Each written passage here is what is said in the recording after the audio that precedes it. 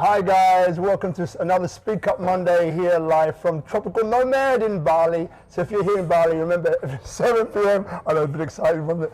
7 p.m. every Monday we're here at tropical Nomad in Bali. That's the second plug. Come down in person, right, and join us. So SpeakuP Monday is a platform which is number 65 from memory. It's a platform for inspiration through people sharing their stories, right? Through me Q&Aing a whole bunch of different people and extracting the juice, extracting the good stuff out of them in a way that is understandable by everybody else. And hopefully, you know, the intention is that maybe there's one thing you might pick up. It might be laughter, because with Mark over here, I laugh all the damn time, so you're going to hear me laugh a lot today. Even if it's a laughter or it's something a little bit more deeper, more serious, more involving, it's great, right? So whatever you get is what you're supposed to get, and it's a beautiful thing. So every Monday. Last thing I would say is that if you are interested in being a guest on SpeakuP Monday, remember, just get in touch with me. You've got my social media feeds. Most of you have got my phone number anyway. You can get a hold of me. You know how to get a hold of me. Or if you want to volunteer somebody else, do it. So far I've got 100% batting average. When someone else nominates someone else, they just seem to say yes. I don't know why. So anyway, if that sounds like you, remember to nominate the person who you think would be a great speaker or someone with a great message to share. All right.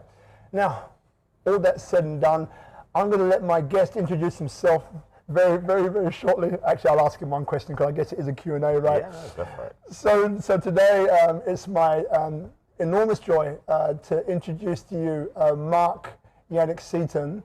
And, you know, one thing which I realized with him, we were just saying earlier on that, you know, I don't think in one SpeakuP Monday we can get all of the things which I see in this guy, you know. I think it would take 3.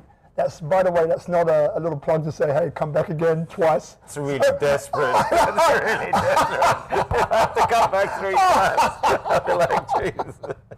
Oh, God. But I was 5. Yeah. All right.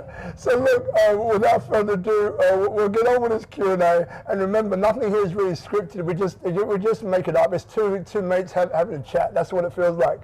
So if you do have questions, feel free, probably in about the half an hour mark, to start maybe by Facebook Live, probably be easier, to send him some questions, and then towards the end we'll see if we can answer them, or if we run out of time we won't answer them, but heck. You never said they were questions. I know! It just popped into my head.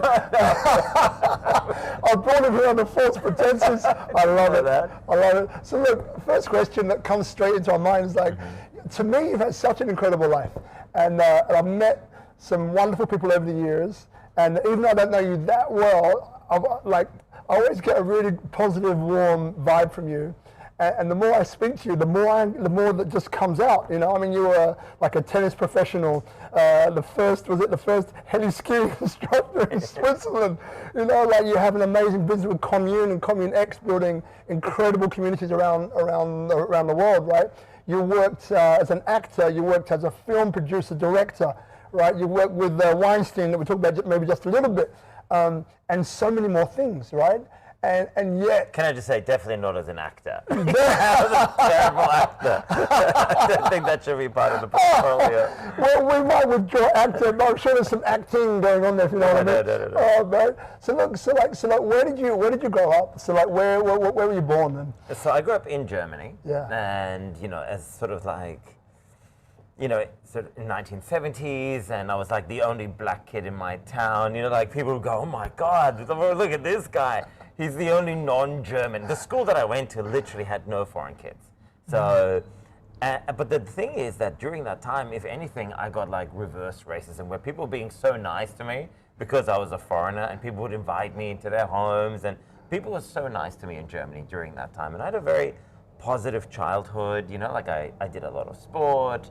I loved growing up there, you know, like it was a really, you know, happy childhood, I would say. And because I had all the afternoons free, I would basically go and just do a lot of sport, hang out, socialize with whoever I could. School in Germany finished at 1 p.m. My mother wouldn't come home until about 5 or 6 p.m. So I basically had 5 hours to do whatever I wanted. And I did. And yeah, it was a happy childhood, I would say. Yeah. And I mean, you know, like, so there's so many things that you've done and done really well at, right? So like, what would you attribute that to? Because from what it sounds like, you had that 5 or 6 hours, which was like, okay, what am I going to do now? Time. So, you know what? I think when I was a kid, I had a dream of being much better at all of those things. You know, like if I had chosen something, then I would have been a better tennis player, a better, writer. I would have been better at one of those things. You don't sort of think, I want to grow up and be mediocre at all of these things. You want to be kind of, like sort of like a bit of a master of all. And, but I wasn't really, and I was always just good enough to fulfill that dream for myself and sort of, tick that off the list. But it was never to the point where, I would sort of go, oh my God, like you're the greatest tennis player, or you're the greatest this or that. But it was almost like a Forrest Gump kind of thing, where you're there during history and everything just kind of lined up pretty nicely for me. And I got a bit lucky. Probably if there was one skill that I had was that I was good with people. That I would meet people and people would kind of like me and invite me into their lives. And, when I first moved to Hong Kong, every time I meet somebody in a bar, they'd be like, oh, you got to come and work for us. And I go, great, what do you do? And so I ended up in the craziest job.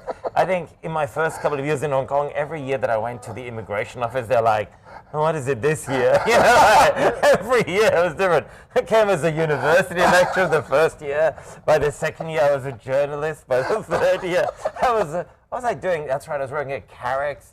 Like it was like a film production studio.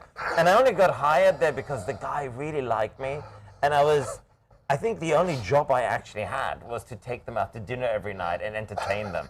I don't think I had another job there, really. I was like, it was the weirdest world. And they'd be like, what are you doing? We're going for dinner. Come on, let's go. And I'm like, seriously? That's all I'm doing is just taking you guys to dinner. We never talked about business. Every month I get this paycheck and I'd be like, okay. And so I would just stumble into these weird situations and I suppose I had a certain level of accomplishment in those fields, but probably never to the point where I wanted to dedicate myself to one thing. And then if I felt like I did okay in that, then I would just move on to the next thing that took interest. Like somebody said, hey, you should go and do this. I'd be like, all right, why not?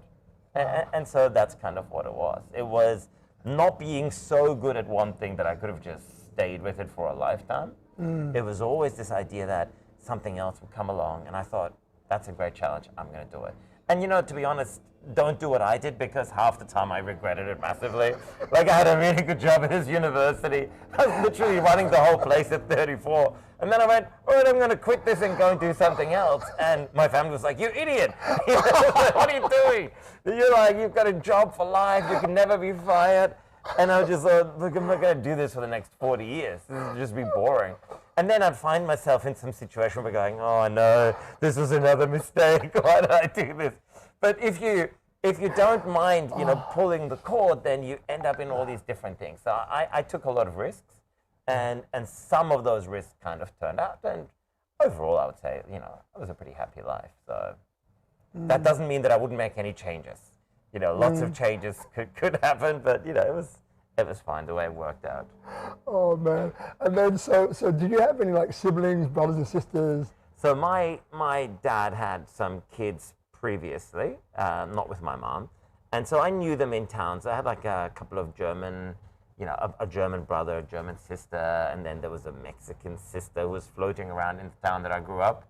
And my mother would go, oh, there's one of your siblings. And I'd go, oh, that's nice. And that was kind of it. So my dad kind of cut around for a bit. And I think it's the reason why I only just became a dad when I was like 50. I just went, okay, probably time to be a dad. I just have never woken up previously and thought, I wish there were more kids here now. I just kept putting it off and off and off. And then finally I thought, okay, before I get too old to lift them, I'll just have kids. But, and like, so cause again, like maybe you're getting some of this right, why I laugh so much when I'm always around you, and I love hanging out, I really do. But like none of your siblings were like you, right? I mean, like none were no. they? No, definitely not. They were normal. And and it's also your upbringing. Like, yeah. I went to these after school facilities sometimes, but it was always about meeting new people and making a connection with people. And that's really all that it came down to. And it wasn't certainly something that I didn't go out and think, oh, you've got to connect with more people. It just so happened that I would be really interested in something and I would go and pursue that, and I would meet the kids around there and go, okay, this is now my friend group. And then I have this friends group and that friends group and that friends group.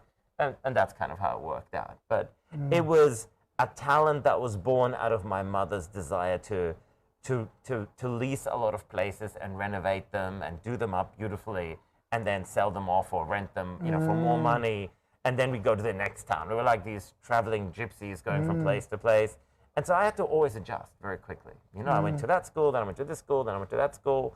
And it was always, this thing where you have to adjust to a new school. And maybe that was the greatest talent that I got along the way, but completely by accident. I love that because, we've both got kids, obviously. And I mean, it's interesting because, there was an argument given to me a long time ago about, kids which are more global, more open-minded, or kids which get to travel a lot, right, are putting the deep end, like when you see people traveling with their kids, some look down upon it and say, oh, we shouldn't be traveling, your kids are too young to travel. Yeah, that was me. That was you. Yeah. Like, what are these kids doing? Yeah. But no, honestly, I think you're right. I think it's, and when I look at it now, you and I are going to be doing a lot more of that, and everybody's going to be doing a lot more of that.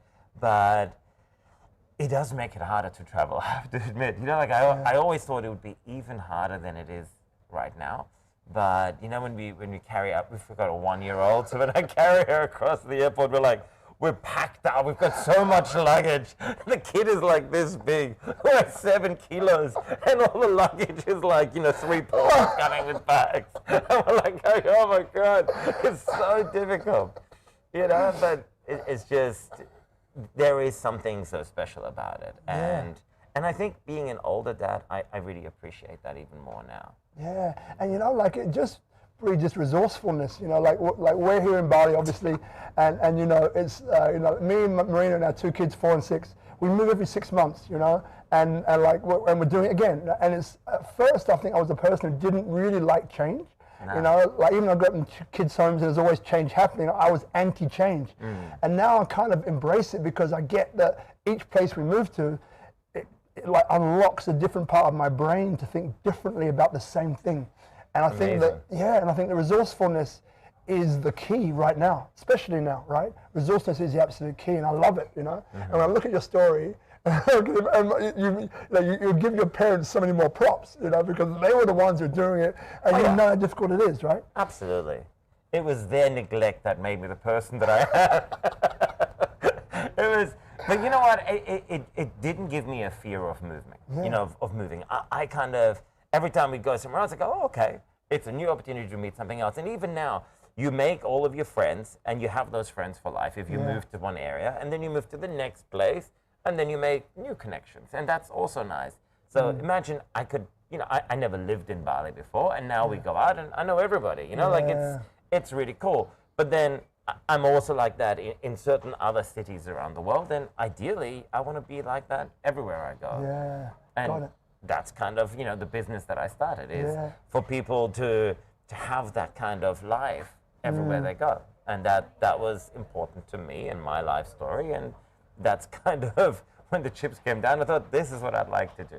Wow. It's a fun thing. Yeah, and for those of you who are watching, was my next question. So thanks for the great segue. The plug. The plug. Let's give it a plug. So Commune and Commune X. So if you could perhaps just explain a little bit about each, and then the next question would be like, how did it all start? But maybe explain for those who don't know what those two platforms are.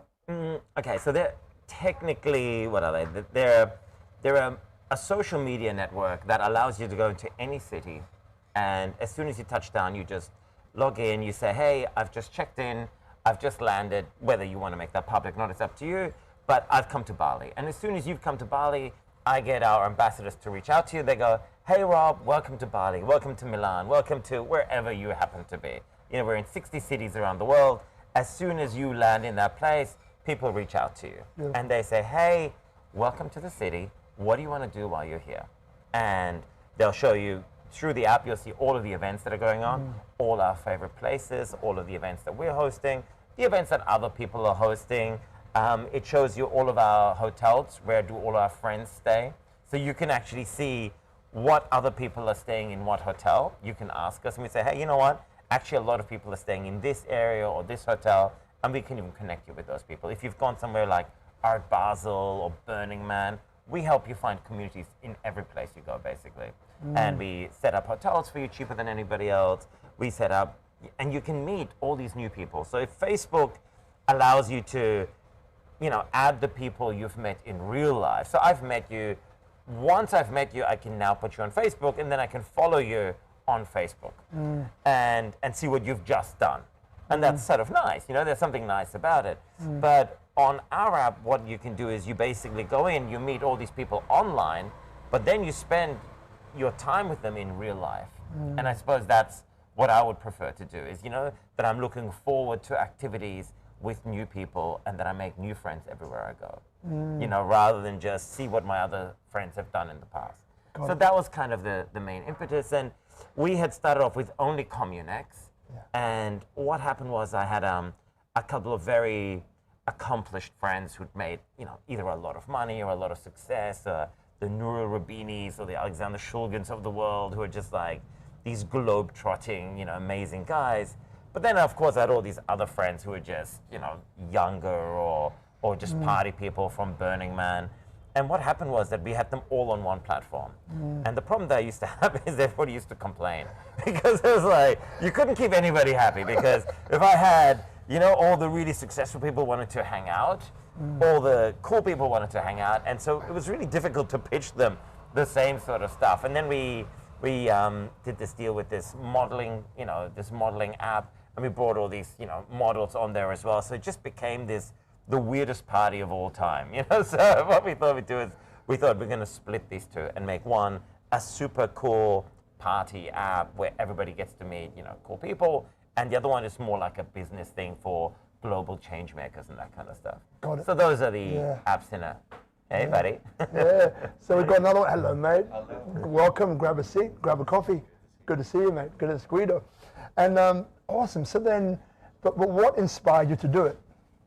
Okay, the official version. Now I'll tell you, the real version. So officially, what had happened was that I was at Burning Man actually. The first time I thought about it is we were at Burning Man, and we thought this is such an amazing community that we have, and we have to keep this community alive, wherever we go. It was such a beautiful thing for us, and we came up, we were maybe high, I can't remember, but we decided that what we should do is we should get an island and we should all move to this island.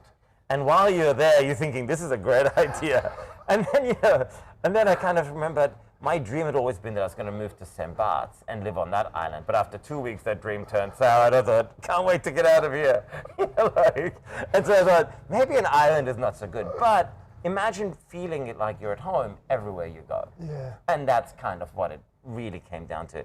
And I was going to London, and everybody been telling me, come to London, it's going to be amazing, Wimbledon is on. And I said, great, I'm coming. And I came down, and everybody had gone to Spain, to Italy, everybody was out of town for that week. And I'm just walking around, just going, great. It was the perfect weather in London. There was no one around, and I thought, what a bummer.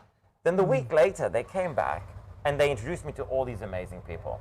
And I thought, why couldn't you just introduce me to these people before? Yeah. You could have just said, hey, here are 5 people that I think you'll really get on with. Yeah. And here are 5 people that you might get on with in this city. Imagine if my 10 friends had each given me 5 of their friends to hook me up with. I would have had the most amazing time that first week. As it was, I'm still best friends with all the people that I met afterwards. And I've kind of gotten rid of the other friends that I used to have. It really, Facebook is just not built for that. Facebook is the complete opposite of what this is supposed to be. Yeah. The idea is that if you go to any city where I know everybody, why shouldn't I hook you guys up when you go there? And I say, hey, you know what? I think you guys are in the same business, and that might be a great business relationship. You might be interested in, like one of my investors, he came in and he invested in this thing and in that thing, and everywhere he went, like Greek restaurant in Bangkok, sure, I'll do it. It was so interesting. And of course, they all met, people on there. Some people, of course, met the love of their lives on the platform. And that's what you could hope to get out of a platform, is to get real life connections for people. And that's kind of what we do. Got it. And I think we've got an in-house studio audience here, guys. So remember, we got two this week. Hundreds of people. Hundreds. Not two. 200 people. I said 200 people. 200 people. Better. They're loud enough for that. So look, because you're a gypsy, right? So we've gone to Commune X. So let's move on. So tell me about the restaurant and how you got involved in all of that restaurateur business and start to look after some pretty high-profile people. Bad idea. Just another one of the bad ideas. So actually, I was a tennis coach, and we used to go to this restaurant in Sydney that we really liked, Italian restaurants, and both the head sommelier and the guy who owned the whole place were good friends. And we used to just hang out all the time. I used to go into their little wine bar, and we used to drink. And when I was drunk one night, they said, why don't you invest? And I said, sure, I'll invest. And we were going to get a place in the city of Sydney. And then another Italian company, while we were, stuffing around with the rent increases and stuff, somebody else came and took that space. And they said, oh, sorry, would you still be keen to invest in the next place we get? And I said, why don't we just get a new place in Hong Kong? I've still got 2 places that I used to work in. Why don't we get those 2 places and we start this chain in Hong Kong as well? So we moved the whole thing into Hong Kong, and there we started this amazing restaurant. And we used to get amazing critics, but I had no idea of how the whole supply chain worked, because all our food was imported from France and Italy. Every single day. There'd be a golden BMW X5 running up, the lid going up, and some guy with plastic gloves bringing out these mushrooms, because our produce was really good, but it had to be all brought in. Yeah. In Australia, we had everything. Yeah. But in Hong Kong, everything had to come from the market in Perpignan every single day. Wow. It was like, oh, this was a poor idea. And all our wine was basically hand-picked by one guy who was just, cycling through the Italian countryside, finding organic, biodynamic wine that we would sell in the restaurant, because that's all we sold.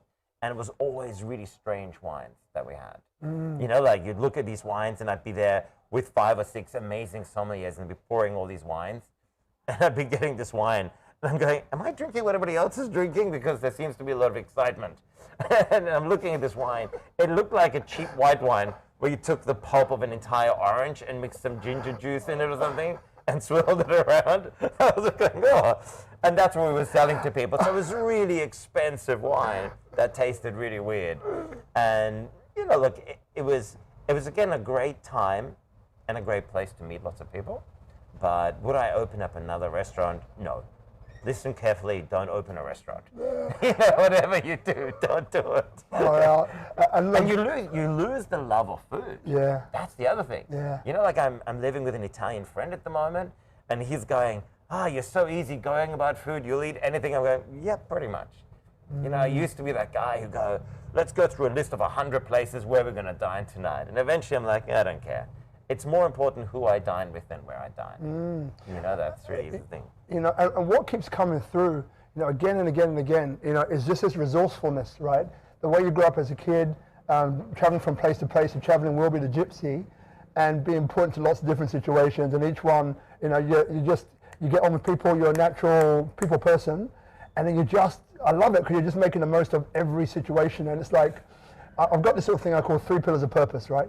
And like the first, it doesn't matter, no one is better or worse than the other, but the first one is like having no purpose. It's literally every day that comes, I just take it as it comes, and I look for the good in everything. And I'm living in the moment as much as possible. And during those times, some of the most incredible things happen to me. And then the second pillar of purpose is about being pushed or pulled by something, actually. So growing up in a kid's home, having this discovering racism and all this sort of stuff that we'll get into later, I felt that I needed to become an ambassador to bridge the gap between black and white. But I was pushed by that, because I experienced racism early. I didn't like it. I was pissed off at this particular thing that happened to me, and it was my way to fight back, was to be the guy in the middle of the glue, to bring people together, recognizing what you know already, which is like, on a certain level, we all have our own unique story, but on another level, we're all the same. And I would connect with those things that made us human around the things that we can all enjoy and love. And the third pillar of purpose is about being pulled or being inspired by something, right? And that is in the realm of you're watching something on TV, and something just drops into your head. You see something that affects you palpably, viscerally, and you're like, you know what? I'm going to do something about this because I can, and I'm available to do it. And again, what I love about your story is that, like, number one seems to come up a lot at the moment, which is just like I'm what Philip Gested, Philip calls following your bliss. Following your bliss, because again, what this is about. Totally. Yeah. Totally. What I love people to get, if you're watching this, is that like Marc is a living example of when you follow your bliss, you follow what lights you up, what you're passionate about, what takes you at the time.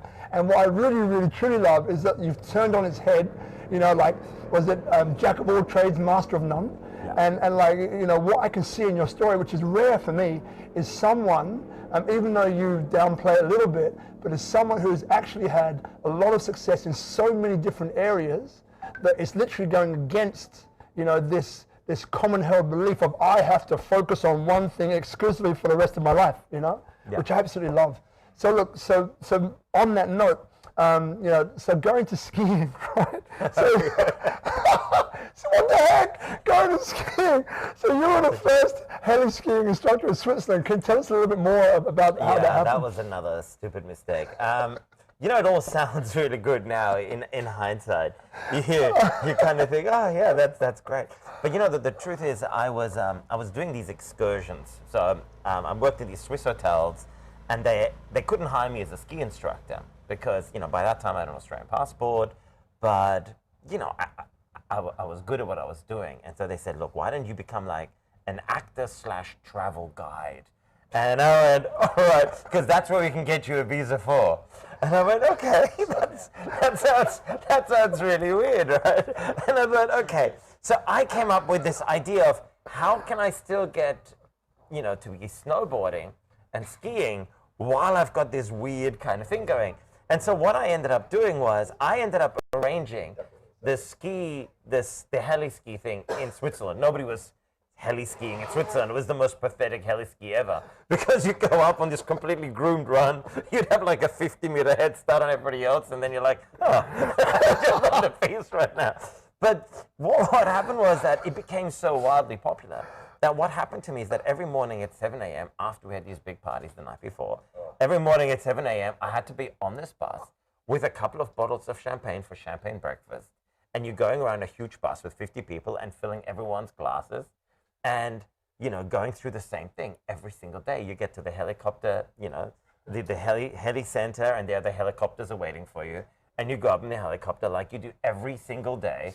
And you go through the Alps, and the air is really thin, and suddenly you just drop. And you're like, everybody's screaming in there. You're like, yeah, it's just like yesterday and the day before. And I was like living Groundhog Day. It was a hell. I put myself into this thing where I couldn't get out of it anymore. And every single day I'm on that helicopter going, okay, I'm making the same jokes. I'm telling the same stories. They'd be like, hey, how does an Australian get to be in Switzerland? And I'd be like, oh, here's another interesting question that I've answered like already 12 times on the way up to your row. I mean, it was just terrible, And eventually, I think that's why I leave jobs, because I just go, it looked like a great idea that I was going to get myself in, but actually I'm living in hell, where I had to retell the same story over and over and over again. But it was a couple of fun years. I loved it, and I used to make so much money as a tennis instructor during the summer, and then I used to go to St. Moritz in school and spend all that money during the ski season because it was so expensive. You get one mineral water, it was like 15 euro. It was 15 Swiss francs like 20 years ago. You're like, oh. You're looking at the snow going, that looks attractive right now. you're like, oh, it's so expensive. But no, look. And then from that, actually, the whole stunt thing came up through that. So I was working with this crazy, weird guy, Rico Schnella, and he had us racing down hills on mountain bikes. Before they became, they were really massive Porsche mountain bikes with stud wheels. And so we were racing skiers on those things. Ooh. And then they had this thing called a snow scoot, which is like a snowboard with these handles. Which is like a death trap. No wonder that thing didn't take off. I was always there promoting it, but secretly I thought, people are going to die on that thing. I can just see people going over a cliff going, oh. There's just no way of slowing that thing down. You took so much momentum. And so, yeah, I ended up doing these ski stunts every night, racing against skiers, snowboarders. And from that, I got recruited into the movies. So I ended up in this German TV show, doing all the stunts. First, like a ski stunt. And the guy said, oh, you're really cool. You should come and work with us. And I'm going, what do you do? And they're like, we run this German TV show that's been on for 30 years, like a crime TV show that's on every 2 weeks or something. And so then I moved with them and, you know, and started doing stunt work. So that was the end of the skiing career and the beginning of the stunt career. Wow. I was kidding about the stuntman thing earlier. No, that is true. And that all ended when I was in a small town outside of Germany, like outside of Dresden, called Parchim. And every night I was doing small things like the car, you know, going off a cliff, you know, like things that were really well planned. And this day, it wasn't a big stunt. It was supposed to be very simple. I had to come on a motorbike, light a Molotov cocktail, throw it through this window where there was supposed to be like an election office. And it was supposed to smash the glass, drop to the ground, and a small charge, you know, lights up and burns the poster as the camera moves in. I light that thing thinking, ooh, it feels pretty powerful. And I throw it through the glass. And the whole thing just goes bang, and we all get blown up. Focus pullers, cameramen, you know, like the whole crew. We all get just absolutely smashed. And it's not like the movies. You know, like, it was terrible. Terrible. And, you know, like I had massive glass just above here, and people are looking at me going, what? Like I pulled the motorbike off me because you've got so much adrenaline. But it's not like the movies where you just go, oh, just an explosion. Now I'm just going to keep on. It was terrible. Like you had bleeding from the ears. You're in absolute shock. They take you to an East German hospital, and they tie you up with leather straps and put a lot of morphine into you. And then you're kind of half awake, and you're going, oh, I can't feel my legs. You're like, what the hell? It turns out they strap them because you get this thing called Schleuder trauma, where you're in your bed and you re-experience what the bomb was like. Oh, shit. And so in order to not have that happen and you flying out of your bed, they tie you down. Wow. But I didn't know that. I couldn't really see properly. I couldn't hear properly. And at the time I was supposed to go, you know, that was going to finish, and I was going to go to Sydney to do the Star Wars film and do a stunt for that. Wow. And I was a big Star Wars fan, and they just said, yeah, you're not going anywhere. You know, like you're staying right here. And I ended up missing that one, which is, you know, which is a bit of a bummer. But yeah, so that was the skiing stuntman transition. Oh, yeah. And from that, I had to promise the family that there was no more stunt work anymore. So that was it. And it was such a basic stunt. You know, like it's always these small things that kill you. Yeah. It's not the really big stuff where you're going off a cliff or where everything is planned really well. It's something small and stupid like that one. Yeah. You know, that just looked like nothing. Oh, yeah. Yeah, it's crazy. My God. And I mean, look, for those just watching now, this is just SpeakuP Monday, live from Tropical Nomad. The first of three. Every Monday, like we got Marc-Yannick Ceyton, give him a chance to grab some water. And look, if you're just tuning in or watching this now, look, I love this guy. Like, and every time I chat to him, it's like talking to an old friend, and I'm always laughing, right? So if on the playback of this, all you can hear is me laughing, I apologize in advance, right? But I can't help it. It's just the way it is, and you're probably laughing along with me anyway. So there we go. Laugh at my pain. I was in hospital. I'm not joking. You know, These are traumatic experiences. I think you get some blood on you. I mean, like, you know, this is the crazy thing which I love about life, right? Is that you can never judge a book by its cover. And like, you know, so many times, I remember working on doors in Sydney as like a bouncer before I started to run the clubs. And I just remember, you know, having this experience where, you know, I kept judging people by the cover and getting it so wrong till I realized again, you know, that actually, you know. Is this where you apologize for not letting me into the club? Yes, it is, in a small way. You definitely not. Back off. You know, and it's interesting because like, we've all got a story, you know, and it's phenomenal. And look, so the last switch we're going to do, you mentioned about the tennis coaching. So for those people who don't know, Marc was also a tennis professional. So is there anything that you can share with us about becoming a tennis pro? And because I know we've spoken about this before about the glamorous life that is not. Oh, it's not. Yeah, not when you play like me. Then it's not that glamorous. It's like, it's kind of like, like a gladiator when they pull you out in front of the lions. You're like, out you go.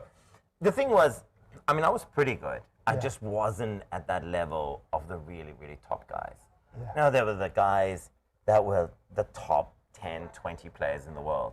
And every time you played them, it was just playing somebody on another level. And this is the whole, Malcolm Gladwell, 10,000 hours. These guys probably had 100,000 hours. They were just kids that were drilled from the very beginning. And there my myriad of interests didn't really help. Like I didn't want to be a tennis player. When I was 15, I wanted to be a football player. So I was playing for some top teams in Germany. That's what I wanted to do. But when my mother said, we're moving to Australia, I went, okay, I'm not going to be playing soccer there. That's when I went to tennis. And other kids had just specialized already. Yeah. So that specialization, I was just lacking that. Yeah. And I would come in, and I also think that I'm probably not, I wasn't like, I have to win this, like I was always okay losing. Yeah. I really didn't mind. Like I play with this guy now, and he used to be 39 in the world. And before him, I had not lost a match in like 10 years. Like I was winning every single time. Now I lose every week, and I love it. Like I have no problem losing at all. It's just watching him is like poetry in motion. I just love playing against somebody who is so good at what they do. And him staying in Bali is probably one of the reasons why I stay as well now. Wow. It's a beautiful thing when you watch an athlete at the very top of their game. Yeah. And, and I think I came close enough. But I probably did better as a coach than I did as a, as a tennis pro as such. And then, so you were coaching the Australian team. So I started off it started off in Hong Kong when I was doing all this mini tennis stuff. And this American guy said, I really love your movie script. If I buy your movie script, will you move with me to Beijing and set up a tennis academy? And I went, what, a tennis academy? All right. So I went over there, and he had raised all this money from this American stockbrokers. This is just before 2008. This is probably why 2008 happened. I'm partially responsible. It was the worst investment ever. They gave this guy so much money to do a medium risk venture in China. We set up this tennis academy. We had the world's largest apartment. When I moved out of my apartment, it ended up becoming the Ghanaian embassy. Wow. That's how big the apartment was. It was crazy. We were playing mini tennis in the living room.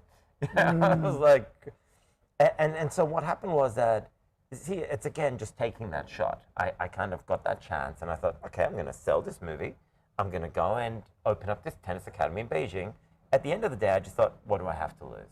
And I just went ahead and I did it, and then I suffered for 2 years terribly in Beijing. But it was fun, and the stuff that I got to do there, I was playing with all the biggest generals.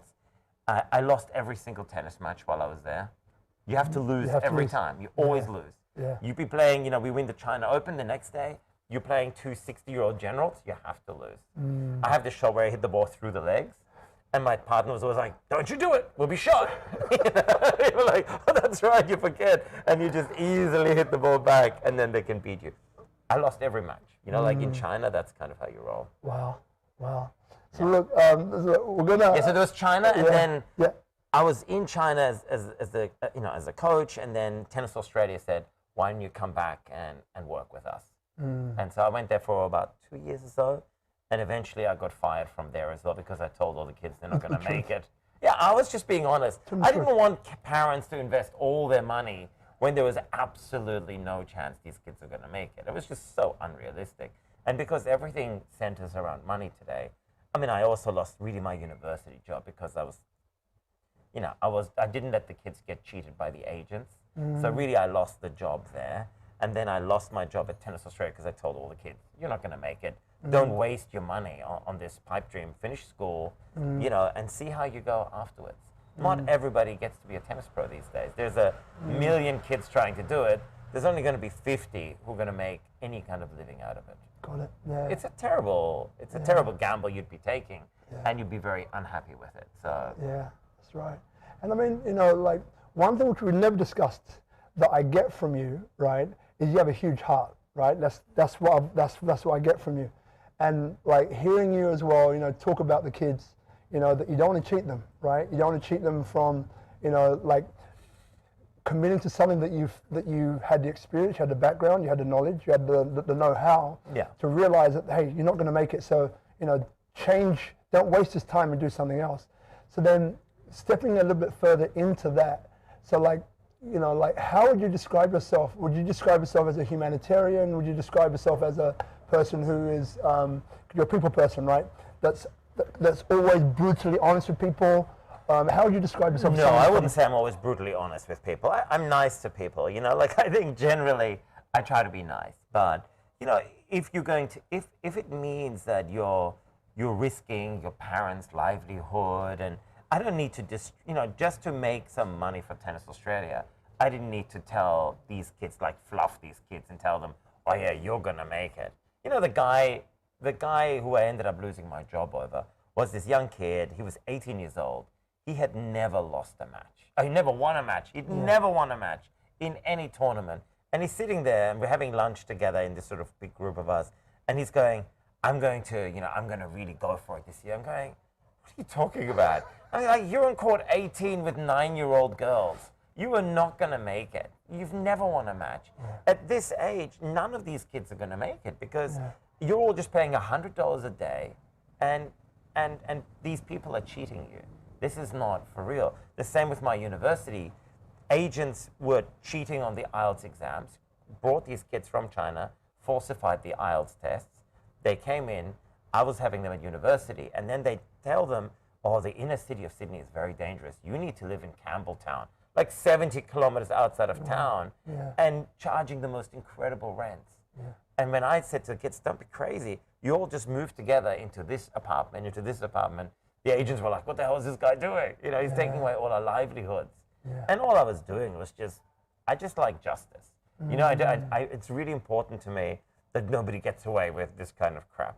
And that's really why I ended up working for myself. You know, because everywhere I worked, people always came up with the most shady sort of business practices. And I think that's really what it was. And modern business, that's just how it is. You know, you go to Tennis Australia, they lost all their money in the 2008 financial things because they were investing it in the stock market, not into tennis or into welfare of anybody. They were just trying to make more money.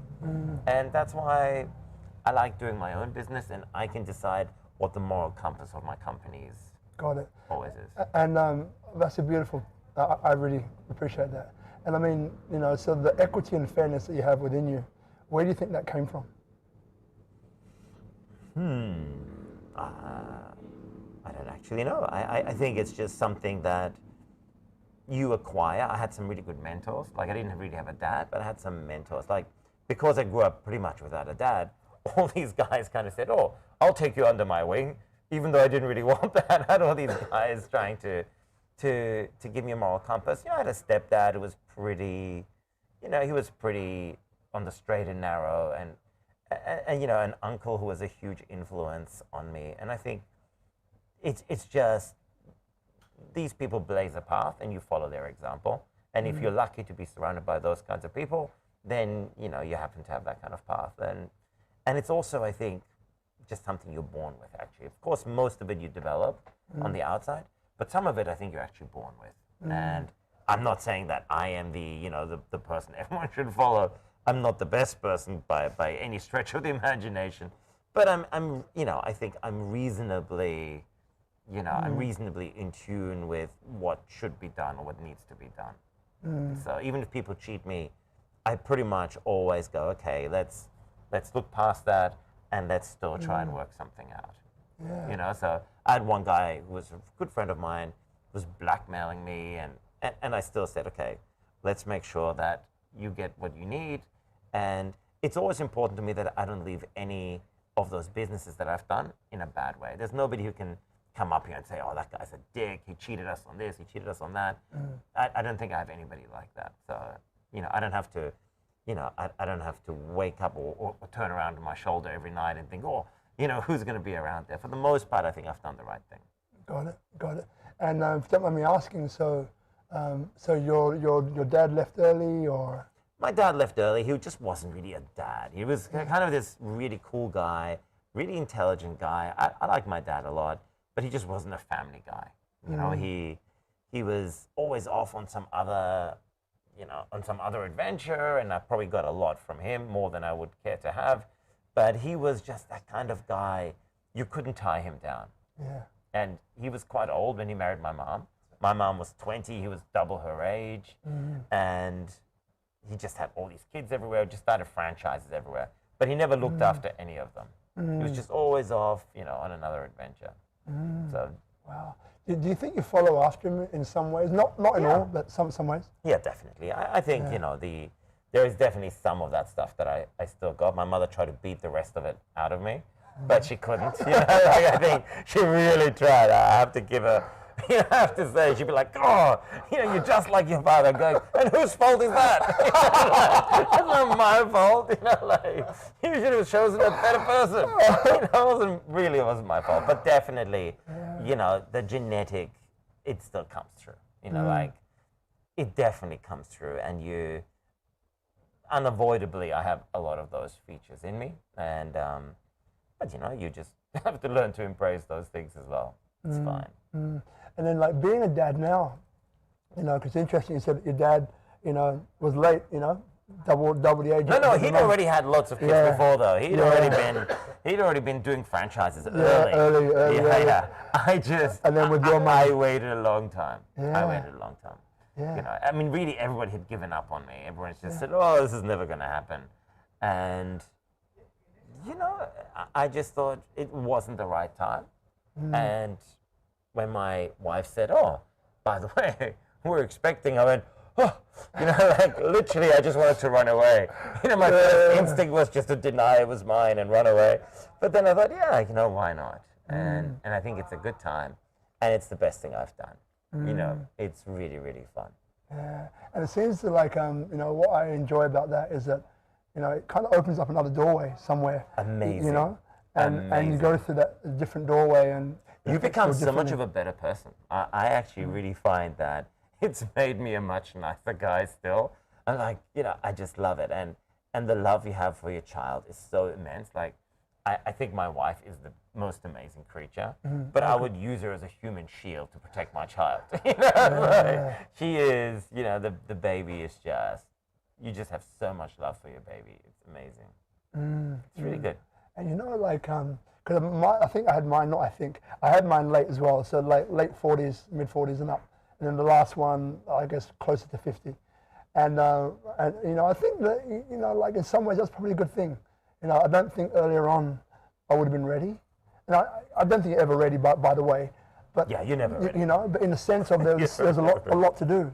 And from what it sounds like, you were doing a lot, So as you mentioned before, it kind of came at a time for you that you were actually ready for it. And I mean, and looking a little bit at your family history, because I love to kind of, if they're there, sometimes they're not, it's just connections, right? So 0 to 7, we're in a theta brainwave state. We're like a human sponge, and we mimic our caregivers or our parents, whichever one is around us more, and we kind of become an extension of that. And then our RAS, this reticular activating system, kicks in and filters out all the images which go in line with the unconscious bias that we were kind of conditioned into doing. And most of us stay asleep unconsciously forever until we die, unless near-death experience or something which causes us to say, hey, why do I think this way? Or why do I think this way about this person or about myself or about the situation? So it's, it's fascinating to hear, we've done 65 of these, right? Well, this is number 65.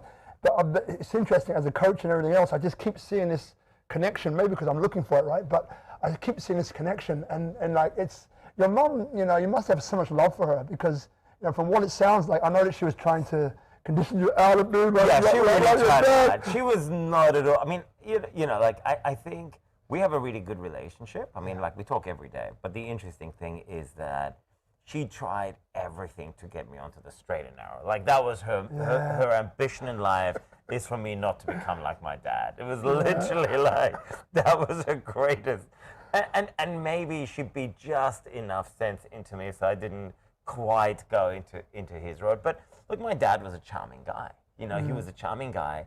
And I remember my aunt saying once, oh, look, you've got such a charming nephew. My uncle said, yeah, he's kind of cool, but actually his dad was much more interesting and much more fun. I'm like, oh, thanks a lot. So, you know, my dad must have been a pretty fun guy. Because both my uncles, because both my uncles said, oh, yeah, you should marry that guy. He's amazing. You know? So, you know, my dad was a cool guy, but he just wasn't, you know, he wasn't a family guy, that's all. And you know, it's also easier to say, I'm a family guy when you do it at 50.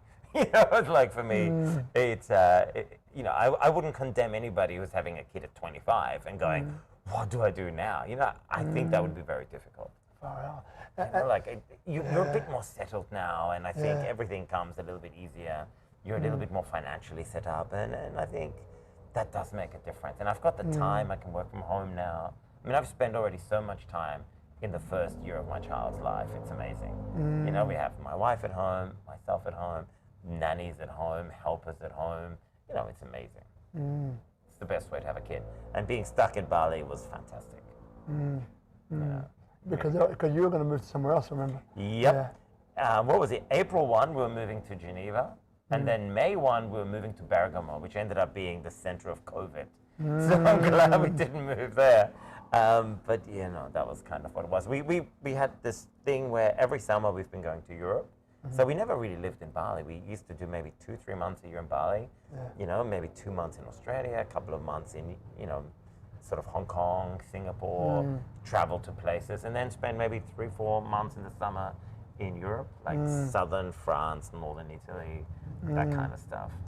And then, like, so for you, like, backing up a little bit, so, like, do you believe in God? Do you believe this stuff was predestined for you, or do you feel that you just made the most of whatever came your way? Well, I'm not a believer in any deity or anything like that, that's for sure. And I think, you know, there are so many options that you have in life, and you basically, nobody can really tell you what the right path is. You know, every day you wake up and there are like 3, 4, 5, 10 paths, depending on how faceted your life is, and you have to just pick. Always, I'm going to do this, I'm going to do that. And a lot of it is just chance. I mean, that day that I met my wife, I was on this, I've been at Art Basel for the whole week. We'd been partying, and my friend Sean said, you know, come on up. I've got these 2 Hungarian twins waiting for us. And I said, I can't. I'm at a business meeting right here. I'm not going off with some Hungarian twins. And he came up to me and goes, they left because you. I said, don't worry, I'll make it up to you. So 2 days later, I'm on a rooftop at a party I did not want to go to, but it just happened to be across the road from my restaurant, and it was a friend who was about to go back to New York City, and I go on that rooftop, and I said yes, and I'm on this rooftop thinking this is the worst party I've ever been to, and up comes my future wife, you know, and it's just chance. I mean, was that predestined? I don't think so. Destiny. It was a lucky choice, and it could have been any one of a million, you know, ways or roads. I think, are you getting questions? Yeah, questions are coming in. I'm not answering anything. We no questions. Oh, man. Okay, we've got a few questions here. Yeah, okay. Why? I don't see any questions. So look, all right, so coming a little bit full circle. So now, so you're here in Bali. You have a beautiful wife, Kate, and I met her, and she's such a wonderful person, is the impression which I get. And you know, you've got all these businesses going on. You've had an extraordinary life, right? I believe, and yet you still remain kind of grounded, in my opinion, and down to earth. No, not at all. You know, when I walked up here, I wanted makeup people. I was very disappointed. I asked for the lights to be lowered. Grounded. What are you talking about, grounded? Yeah, that's because I don't have anything to really, you know. No, not even to prove. I have plenty to prove. I just don't have that much where I go, oh, wow, I've done such an amazing achievement or anything like that. To be honest, I'm not just being humble. I just really haven't been that successful.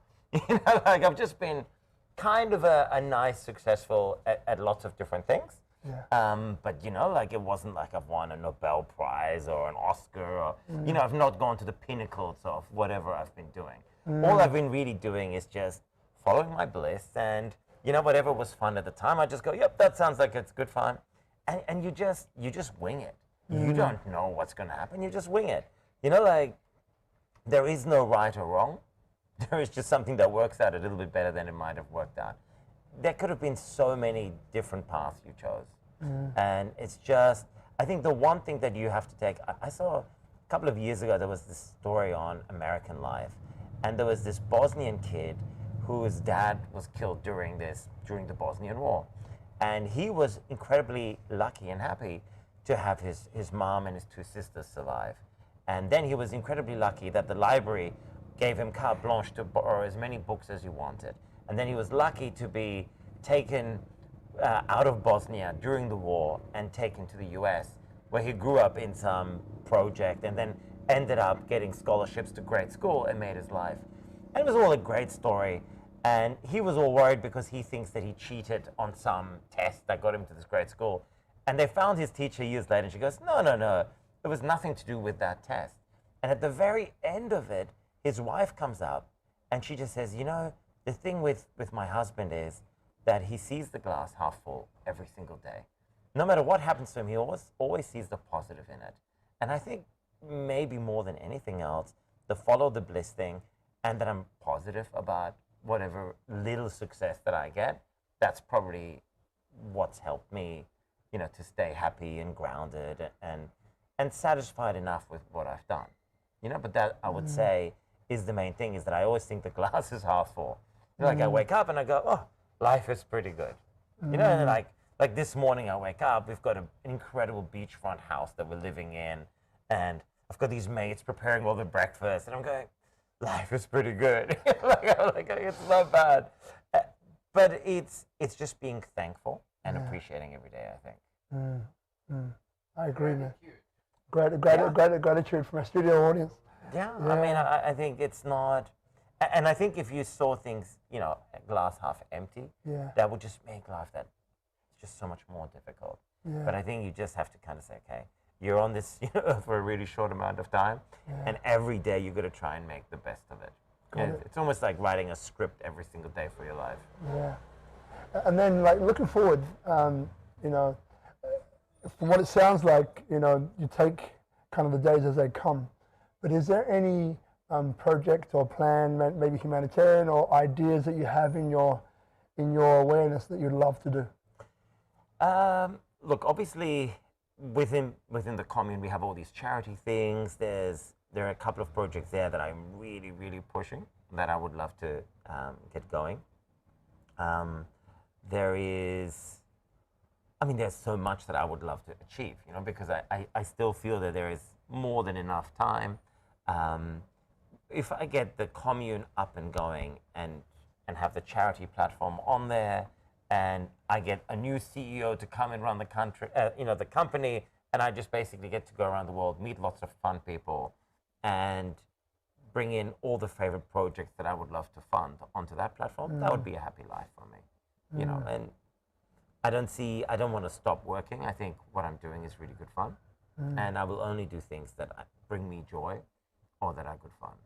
So I would say, and I only hang out with people that I like or that bring me joy in my life. You know, if I meet somebody and I just go, oh, I just don't hang out with them. You know, I try not to. Got it. And so probably getting towards the end. So is there anything that maybe you'd like to mention or you'd like to discuss that maybe comes into your mind? While you think about that, I'll do this. So guys, so remember, it's SpeakuP Monday, every Monday here from Tropical Nomad, 7 p.m. till whenever we finish, usually around 8 o'clock or 8:30 or something like that. And if you are moved to want to be on SpeakuP Monday, okay, just get in touch with me. The entry requirements aren't really that high. Hey! Oh, man! Even though Mark is amazing, literally, because you know what, this thing is self-selecting and self-organizing, right? If you feel it and you feel like, you know, I love to do that, or there's something in there for me, right? What I suggest is don't give in to the fear. Just reach out to me and do it right now, right? And just say, Rob, I'd love to speak up. And it's self-selecting, self-organizing. And like on this, I've never really targeted anybody. It's been a conversation that I've had, and either someone has put their hand up or someone that I'm talking to. Like there's a girl, right? And you can ask her this. She's a funny girl. Name is Matilda Duilestadi. So she is one of the two first women, Indonesian women, to climb the 7 highest mountains on the planet, including Everest, right? So extremely accomplished woman.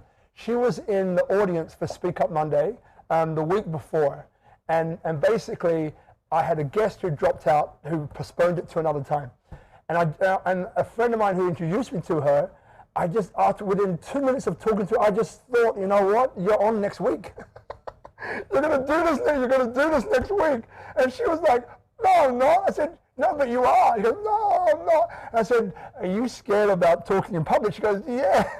I said, look, you've climbed the 7 highest mountains on the planet, including Everest, and you're telling me you can't have a conversation in front of 30 people? She goes, yes. I said, okay, fine. I paused for literally 2 seconds, and the idea dropped in and goes, why don't we do a Q&A? And you know when someone gives you that look like, fuck, you know, I've got nothing left. The answer is yes. It was like that, written on her face.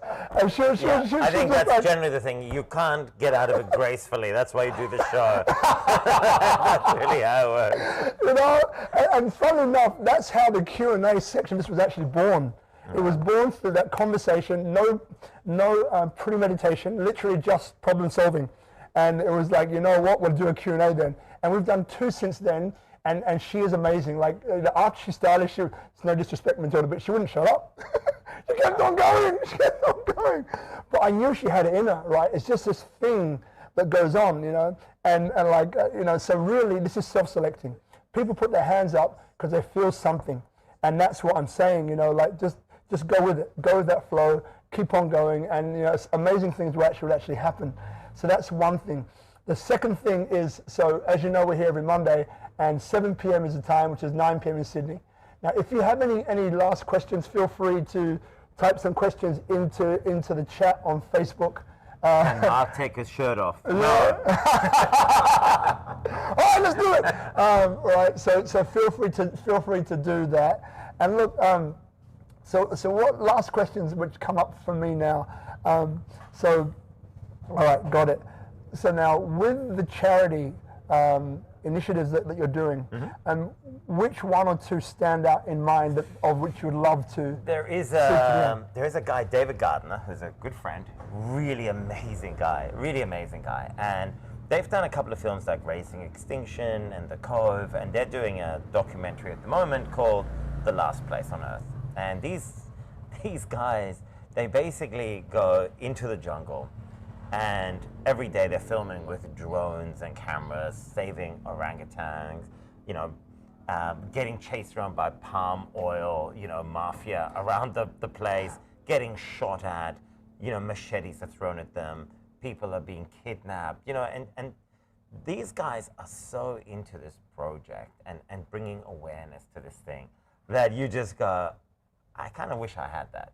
You know, like that is such bravery. It's one thing to be on a bike and get it thrown up and getting paid for it, but to go and spend your time in the jungle and doing it really for humanity. I mean, it's such a worthwhile cause that I always go, yep, that needs to be back. So that would probably be the one project that I'm most connected to and that I most want to raise awareness of. So that's something that we're pushing at the moment. Got it. Far out. These guys are amazing. Yeah. I mean, you're showing me all this footage and I'm going, oh, you know, like them running around, people shooting at them at the back. You're like, oh my God, why would you do that? And one of them has just had a kid as well, his first baby, and he's still going, yep, I'm ready to go, you know, back into the jungle and taking all that danger, all that risk. I mean, it's one thing swimming with trying to save manta rays while there are sharks around you. These guys have no fear. It's just amazing. In the service of humanity, they'll go to all lengths. And you know that's something that I admire in people. Yeah, really cool. And would you say that you have that yourself? Nope. Yeah. You know, like I definitely have the danger part in it. I would definitely take those risks. But you know, I think that is. I mean, I think that's a calling that these guys have had for their whole lives, and I could definitely do one film, and I think that'd be really great. But I just think what they have is that little bit more special. You know, that it's the serving humanity kind of mentality that they've had, and that they're so, you know, they're such strong believers in it. Look, I respect that. I mean, I think you know, I would like to think that I would go into a couple of excursions, but if I keep getting shot at everywhere I go, and running, he who fights and runs away may live to fight another day. like, quick, women and myself first. Like, run for your lives! Oh man! All right. Well, look. Cool. So look, we're going to draw this to this particular one to an end very soon. I'm going to give you the last word, and this can be whatever's in your mind. It could be something you want to leave people with, maybe some advice, or just something which resonates with you. Which you know, I believe in repetition. That people, when they hear things again and again and again, it eventually gets in, eventually seeps in. And part of this, what we do tonight, is to give people an opportunity to see something about whatever happens here in themselves, and maybe has an opportunity to use that. And in the next day or two, let's say, I'll draw it like this, and I usually do this, but what the heck, repetition, right? It's like a clock. So you've got obviously 1 to 12, and it's like 1 to say 2 or 3 this is what I know that I know. So I know that I know my name, I know where I live, I know where I am, I know my phone number. And then the second one is what I know that I don't know. So then maybe from 2 or 3 to maybe 4 and a bit, maybe 5, say 4 for the sake of argument. This is stuff that I know that I don't know. And this could be trigonometry. Oh, I know I don't know trigonometry, but I know never used it again. Who cares? Who needs trigonometry, right? So that's that part. But then 4 to 12 is the interesting part of this stuff is that I don't know that I don't know.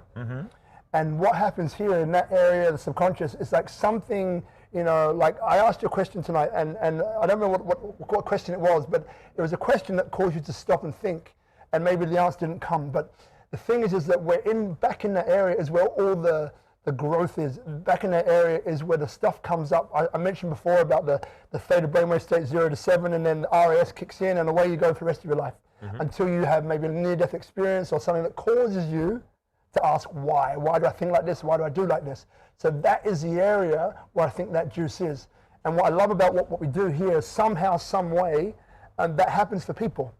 Be it for the person being interviewed a few days later, or the people which are listening, right? So again, and I'm not loading up this last thing, because again, I believe that people have got your energy already, right? And that's me, I love that. Again, I love laughter. I love laughing with you, and you crack me up, and I love the interaction and the chemistry that we have. So this last word that I'll get you to like say in a second, maybe it's something which, you know, maybe you said before but resonates with you now, something which you think not people can emulate you with, but something which maybe can inspire them, you know, to be something else. Yeah, you're not building it up at all. No. Yes, I am. But I know you got this, brother. I know you got this. So before we do that, give you a little more time to think. So guys, we're about to wrap up the stream with Marc-Yannick Ceyton, and I just loved it, mate. You've been an absolute legend, which I knew you would be. And like I said before, we're here every Monday at Tropical Nomad. So thank you to Itchy and Bella behind you. You can't see they're off camera, but they make all this possible. And if you can see this, you'll be amazed. I am every week.